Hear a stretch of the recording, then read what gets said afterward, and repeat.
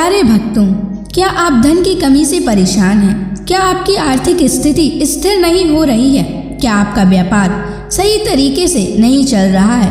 तो आज आप सही वीडियो पर आए हैं, क्योंकि आज हम आपको हनुमान जी का एक ऐसा चमत्कारी और प्रभावशाली मंत्र बताने जा रहे हैं, जिस मंत्र के प्रभाव से अचानक धन प्राप्ति के योग बनते हैं, व्यापार और नौकरी में सफलता मिलती है, घर परिवार में सुख समृद्धि का आगमन होता है। इसलिए प्यारे भक्तों, आप इस मंत्र का जाप नियमित 108 बार करें और पूरी श्रद्धा के साथ करें, क्योंकि इस मंत्र के जाप का फल आपको जल्द ही प्राप्त हो जाएगा।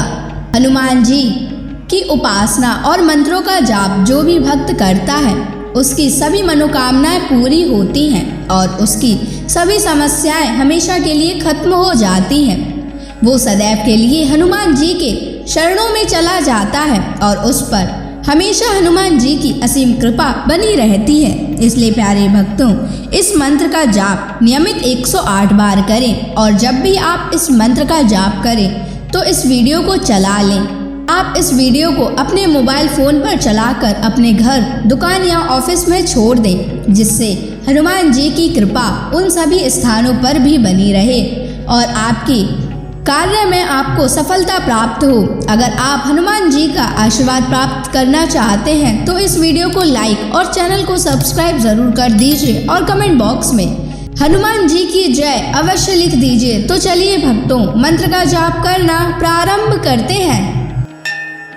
ओम हनुमते वज्रदेहाय कर्म सिद्धिं कुरु स्वाहा।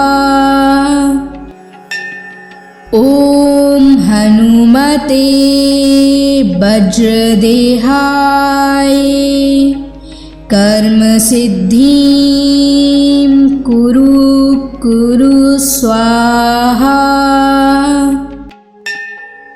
ओम हनुमते वज्रदेहाय कर्म सिद्धिं कुरु स्वाहा। ओम हनुमते वज्रदेहाय कर्म सिद्धिं कुरु स्वाहा। ओम हनुमते वज्रदेहाय कर्म सिद्धिं कुरु स्वाहा। ओम हनुमते वज्रदेहाय कर्म सिद्धिं कुरु स्वाहा। ओम हनुमते वज्रदेहाय कर्म सिद्धिं कुरु स्वाहा। ओम हनुमते वज्रदेहाय कर्म सिद्धिं कुरु स्वाहा। ओम हनुमते वज्रदेहाय कर्म सिद्धिं कुरु स्वाहा। ओम हनुमते वज्रदेहाय कर्म सिद्धिं कुरु स्वाहा। ओम हनुमते वज्रदेहाय कर्म सिद्धिं कुरु स्वाहा। ओम हनुमते वज्रदेहाय कर्म सिद्धिं कुरु कुरु स्वाहा। ॐ हनुमते वज्रदेहाय कर्म सिद्धिं कुरु कुरु स्वाहा। ॐ हनुमते वज्रदेहाय कर्म सिद्धिं कुरु कुरु स्वाहा। ॐ हनुमते वज्रदेहाय कर्म सिद्धिं कुरु कुरु स्वाहा। ॐ हनुमते वज्रदेहाय कर्म सिद्धिं कुरु कुरु स्वाहा। ॐ हनुमते वज्रदेहाय कर्म सिद्धिं कुरु कुरु स्वाहा। ॐ हनुमते वज्रदेहाय कर्म सिद्धिं कुरु कुरु स्वाहा। ॐ हनुमते वज्रदेहाय कर्म सिद्धिं कुरु कुरु स्वाहा। ॐ हनुमते वज्रदेहाय कर्म सिद्धिं कुरु कुरु स्वाहा।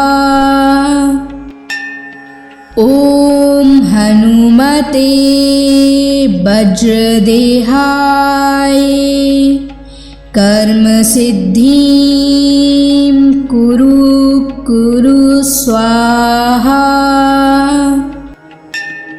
ॐ हनुमते वज्रदेहाय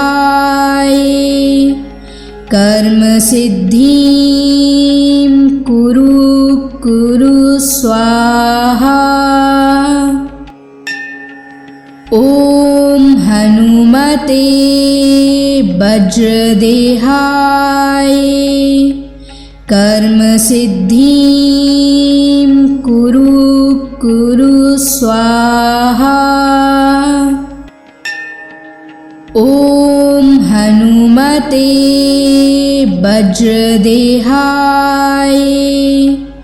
कर्म सिद्धिं कुरु कुरु स्वाहा।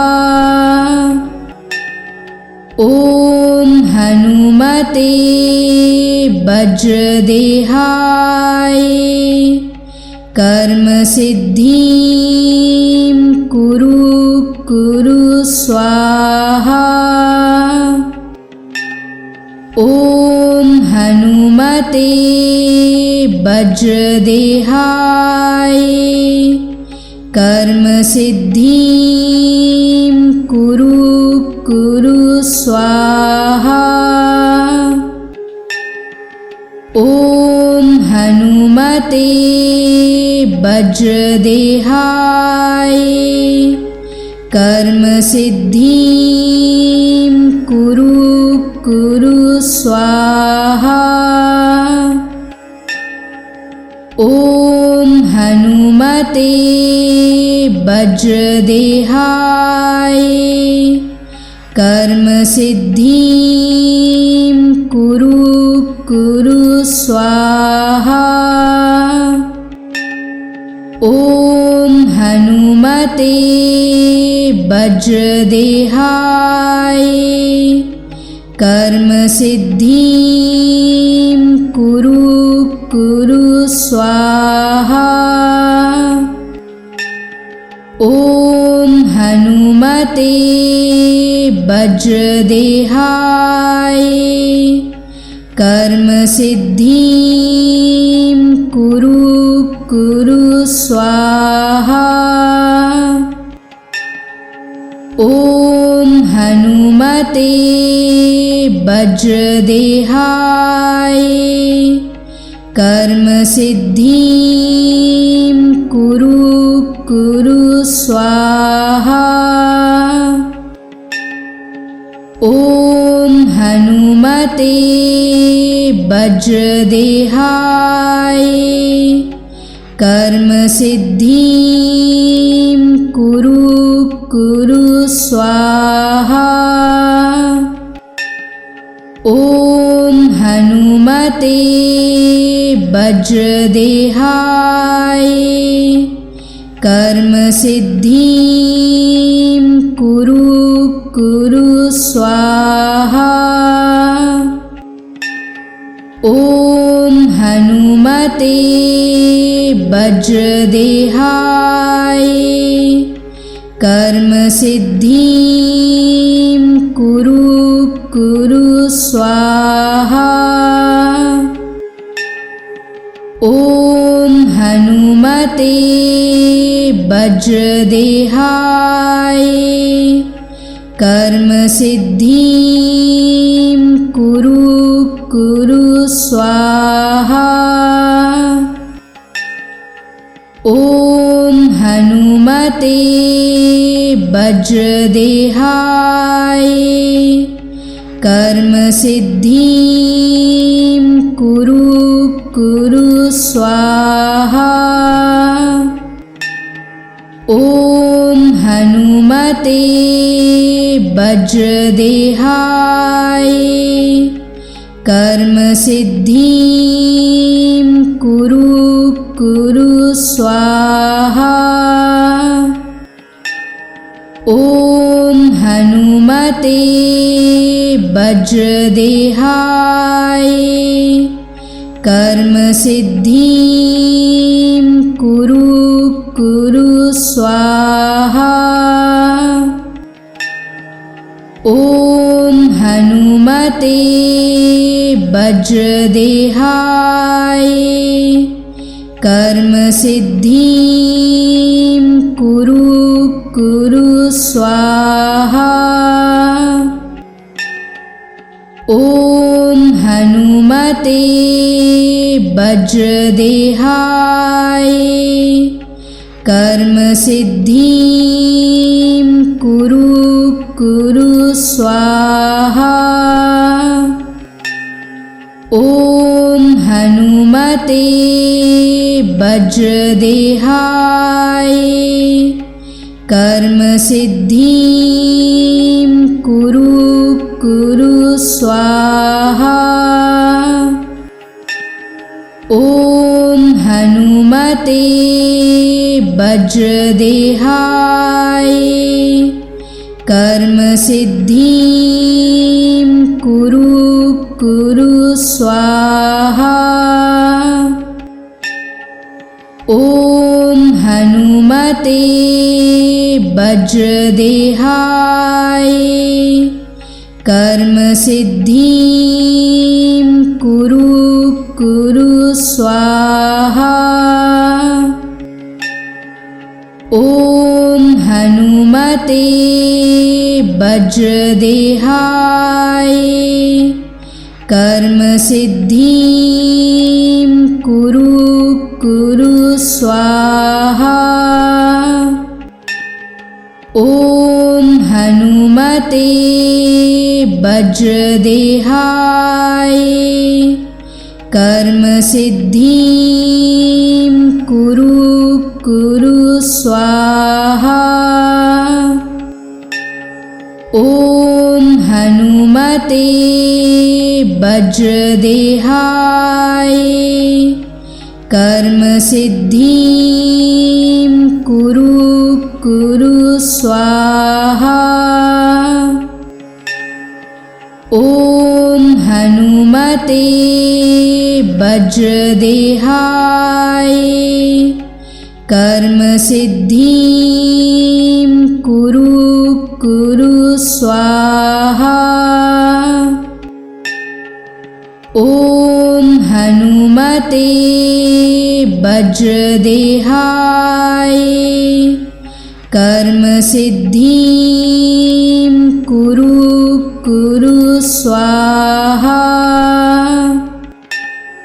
ॐ हनुमते वज्रदेहाय कर्म सिद्धिं कुरु कुरु स्वाहा।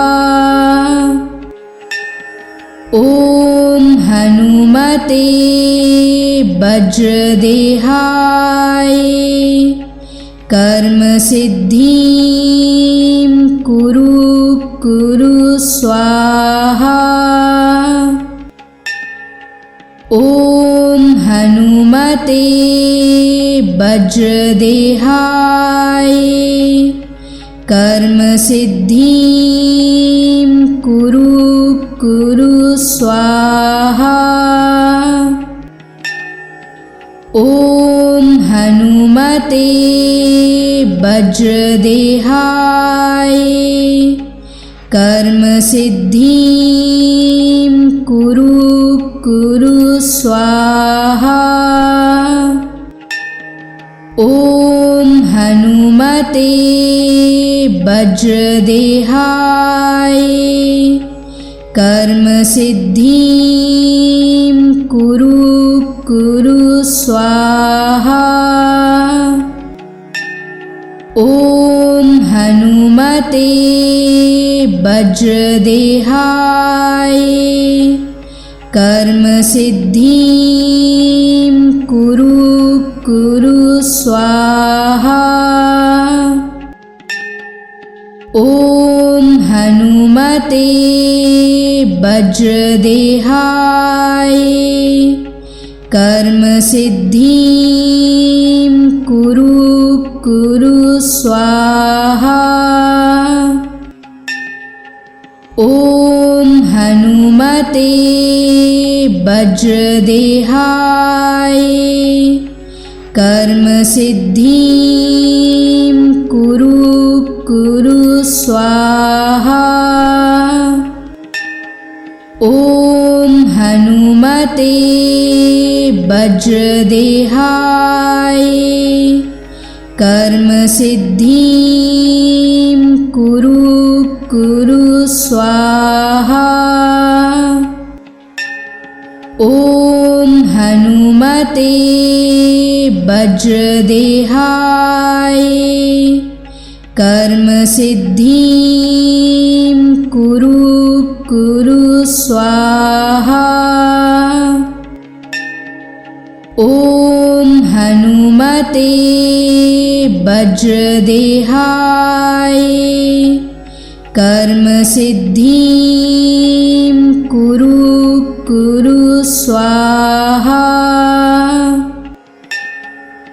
ॐ हनुमते वज्रदेहाय कर्म सिद्धिं कुरु कुरु स्वाहा। ॐ हनुमते वज्रदेहाय कर्म सिद्धिं कुरु कुरु स्वाहा। ॐ हनुमते वज्रदेहाय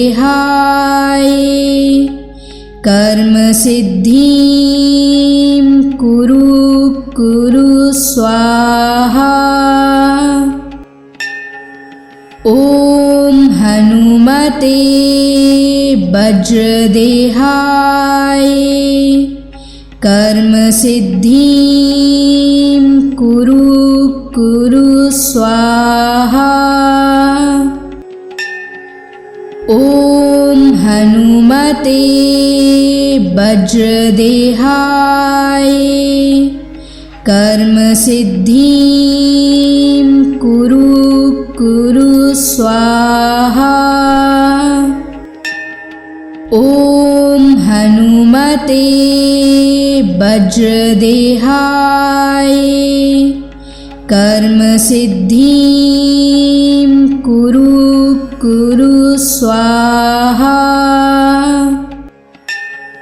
ॐ हनुमते वज्रदेहाय कर्मसिद्धिं कुरु स्वाहा। ॐ हनुमते वज्रदेहाय कर्मसिद्धिं कुरु स्वाहा। ॐ हनुमते वज्रदेहाय कर्मसिद्धिं कुरु स्वाहा। ॐ हनुमते वज्रदेहाय कर्मसिद्धिं कुरु स्वाहा। ॐ हनुमते वज्रदेहाय कर्मसिद्धिं कुरु स्वाहा। ॐ हनुमते वज्रदेहाय कर्मसिद्धिं कुरु स्वाहा। ॐ हनुमते वज्रदेहाय कर्मसिद्धिं कुरु स्वाहा। ॐ हनुमते वज्रदेहाय कर्मसिद्धिं कुरु स्वाहा। ॐ हनुमते वज्रदेहाय कर्मसिद्धिं कुरु स्वाहा। ॐ हनुमते वज्रदेहाय कर्मसिद्धिं कुरु स्वाहा। ॐ हनुमते वज्रदेहाय कर्मसिद्धिं कुरु स्वाहा। ॐ हनुमते वज्रदेहाय कर्मसिद्धिं कुरु स्वाहा। ॐ हनुमते वज्रदेहाय कर्मसिद्धिं कुरु स्वाहा। ॐ हनुमते वज्रदेहाय कर्मसिद्धिं कुरु स्वाहा। ॐ हनुमते वज्रदेहाय कर्मसिद्धिं कुरु स्वाहा। ॐ हनुमते वज्रदेहाय कर्मसिद्धिं कुरु स्वाहा। ॐ हनुमते वज्रदेहाय कर्म सिद्धिं कुरु कुरु स्वाहा। ॐ हनुमते वज्रदेहाय कर्म सिद्धिं कुरु कुरु स्वाहा। ॐ हनुमते वज्रदेहाय कर्म सिद्धिं कुरु कुरु स्वाहा। ॐ हनुमते वज्रदेहाय कर्म सिद्धिं कुरु कुरु स्वाहा। ॐ हनुमते वज्रदेहाय कर्म सिद्धिं कुरु कुरु स्वाहा। ॐ हनुमते वज्रदेहाय कर्म सिद्धिं कुरु कुरु स्वाहा। ॐ हनुमते वज्रदेहाय कर्म सिद्धिं कुरु कुरु स्वाहा। ॐ हनुमते वज्रदेहाय कर्म सिद्धिं कुरु कुरु स्वाहा। ॐ हनुमते वज्रदेहाय कर्म सिद्धिं कुरु कुरु स्वाहा। ॐ हनुमते वज्रदेहाय कर्म सिद्धिं कुरु कुरु स्वाहा। ॐ हनुमते वज्रदेहाय कर्म सिद्धिं कुरु कुरु स्वाहा। ॐ हनुमते वज्रदेहाय कर्म सिद्धिं कुरु कुरु स्वाहा।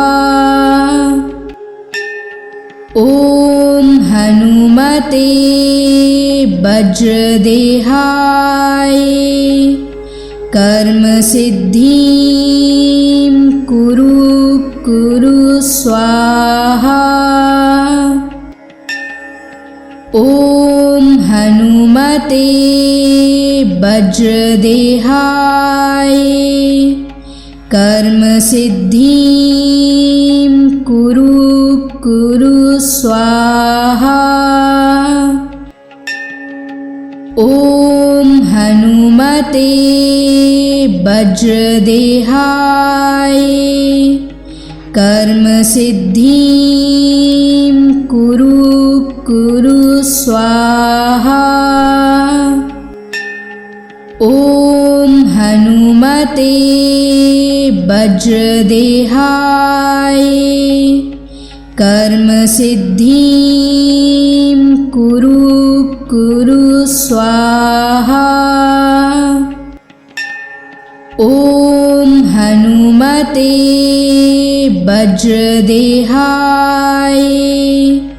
कर्म सिद्धिं कुरु कुरु स्वाहा। ॐ हनुमते वज्रदेहाय कर्म सिद्धिं कुरु कुरु स्वाहा।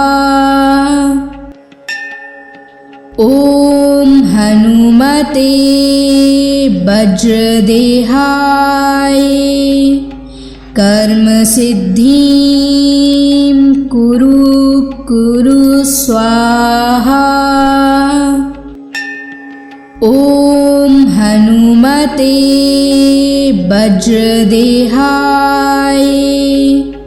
कर्म सिद्धिं कुरु स्वाहा। ॐ हनुमते वज्रदेहाय कर्म सिद्धिं कुरु स्वाहा। ॐ हनुमते वज्रदेहाय कर्म सिद्धिं कुरु स्वाहा। ॐ हनुमते वज्रदेहाय कर्म सिद्धिं कुरु स्वाहा। ॐ हनुमते वज्रदेहाय कर्म सिद्धिं कुरु स्वाहा। ॐ हनुमते वज्रदेहाय कर्म सिद्धिं कुरु स्वाहा। ॐ हनुमते वज्रदेहाय कर्म सिद्धिं कुरु स्वाहा। ॐ हनुमते वज्रदेहाय कर्म सिद्धिं कुरु स्वाहा। ॐ हनुमते वज्रदेहाय कर्म सिद्धिं कुरु स्वाहा। ॐ हनुमते वज्रदेहाय कर्म सिद्धिं कुरु स्वाहा।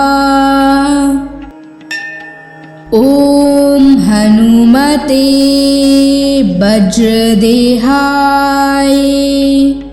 कर्म सिद्धिं कुरु स्वाहा।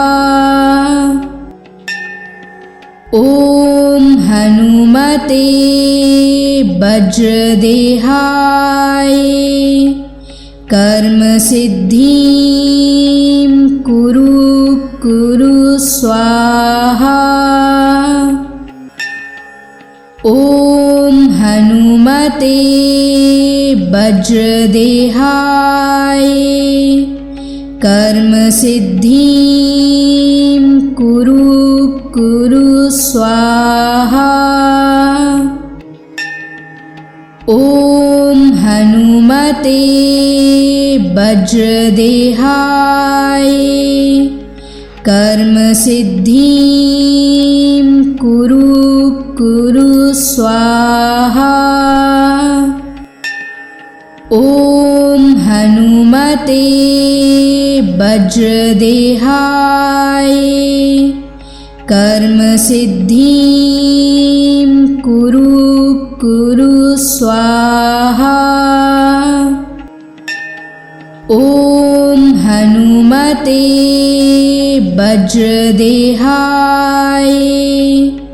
कर्म सिद्धिं कुरु स्वाहा। ॐ हनुमते वज्रदेहाय कर्म सिद्धिं कुरु कुरु स्वाहा। ॐ हनुमते वज्रदेहाय कर्म सिद्धिं कुरु कुरु स्वाहा। ॐ हनुमते वज्रदेहाय कर्म सिद्धिं कुरु कुरु स्वाहा। ॐ हनुमते वज्रदेहाय कर्म सिद्धिं कुरु कुरु स्वाहा। ॐ हनुमते वज्रदेहाय कर्म सिद्धिं कुरु कुरु स्वाहा। ॐ हनुमते वज्रदेहाय कर्म सिद्धिं कुरु कुरु स्वाहा। ॐ हनुमते वज्रदेहाय कर्म सिद्धिं कुरु कुरु स्वाहा। ॐ हनुमते वज्रदेहाय कर्म सिद्धिं कुरु कुरु स्वाहा। ॐ हनुमते वज्रदेहाय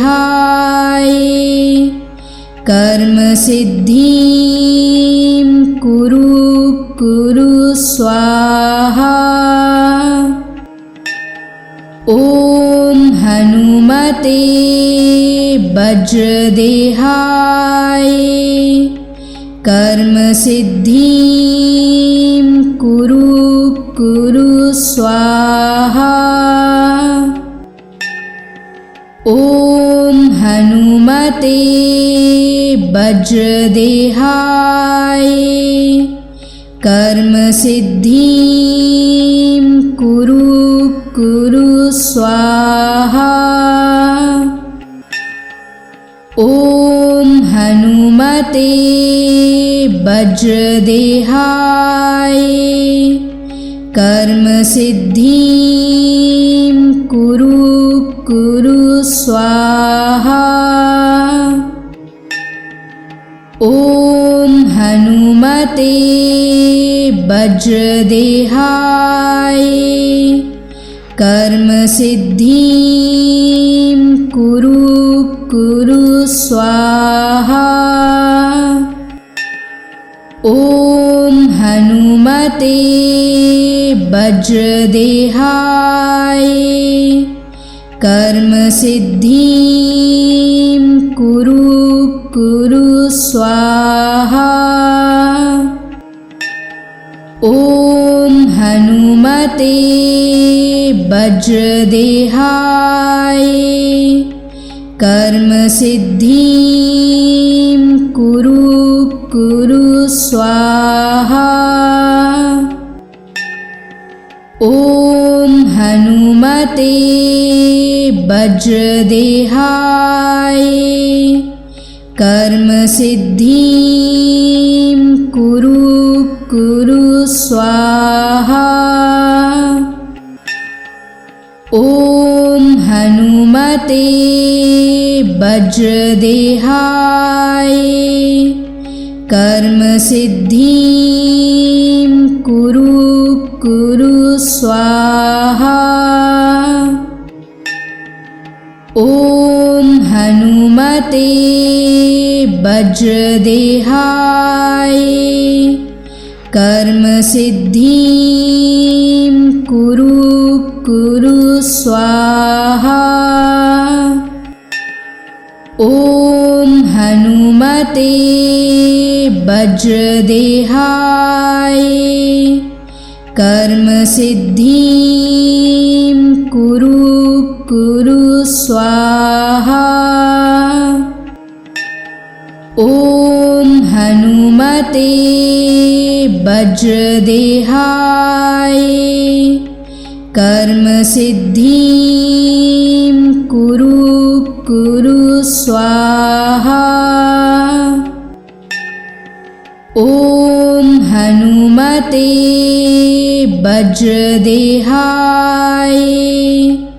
कर्म सिद्धिं कुरु कुरु स्वाहा। ओम हनुमते वज्रदेहाय कर्म सिद्धिं कुरु कुरु स्वाहा। ओम हनुमते वज्रदेहाय कर्म सिद्धिं कुरु कुरु स्वाहा। ओम हनुमते वज्रदेहाय कर्म सिद्धिं कुरु कुरु स्वाहा। ओम हनुमते वज्रदेहाय कर्म सिद्धिं कुरु कुरु स्वाहा। ओम हनुमते वज्रदेहाय कर्म सिद्धिं कुरु कुरु स्वाहा। ओम हनुमते वज्रदेहाय कर्म सिद्धिं कुरु कुरु स्वाहा। ओम हनुमते वज्रदेहाय कर्म सिद्धिं कुरु कुरु स्वाहा। ओम हनुमते वज्रदेहाय कर्म सिद्धिं कुरु कुरु स्वाहा। ओम हनुमते वज्रदेहाय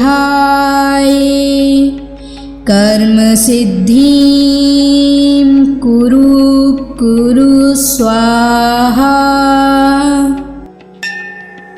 ओम हनुमते वज्रदेहाय